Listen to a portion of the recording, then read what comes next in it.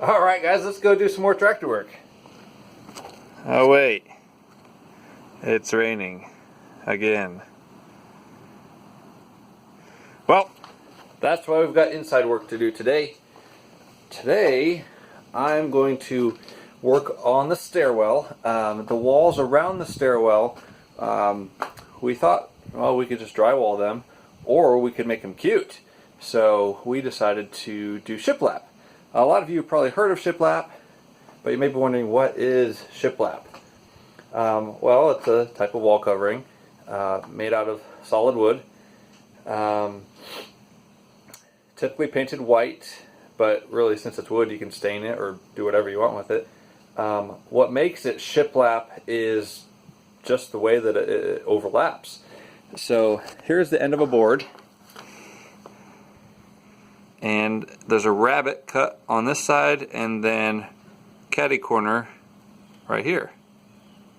And then they, when you get multiple ones together, overlap like that.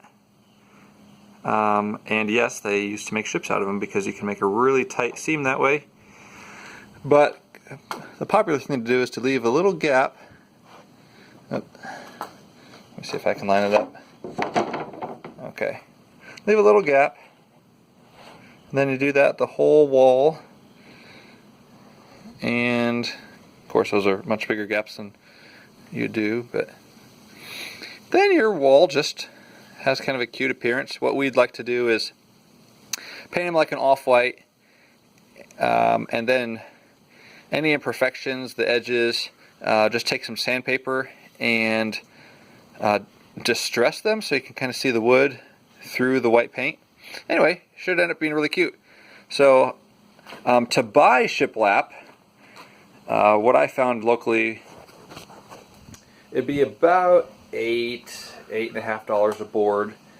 But I found a store where you can buy just 1x6s for $4 a board. So I bought a bunch of them because I have a table saw. All I needed to buy after that was what's called a dado blade.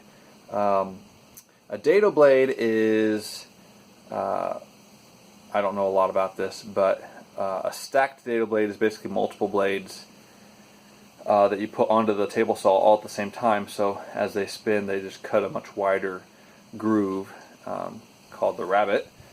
So here's the dado blade.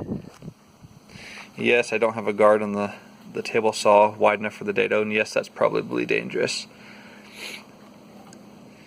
So I have the outer two blades, and then what they call the rippers are in between. So there's one there, then 90 degrees, there's two more. They say to spread them out like that.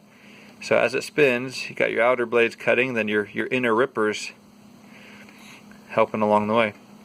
So I've done several boards so far just to get my my comfort level and figure out what works best.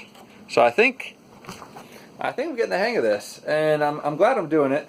One, because it's a lot cheaper to make my own, and two, I'm trying to learn as I go. This whole fixer-upper has been in that effort. So let's rip off some more.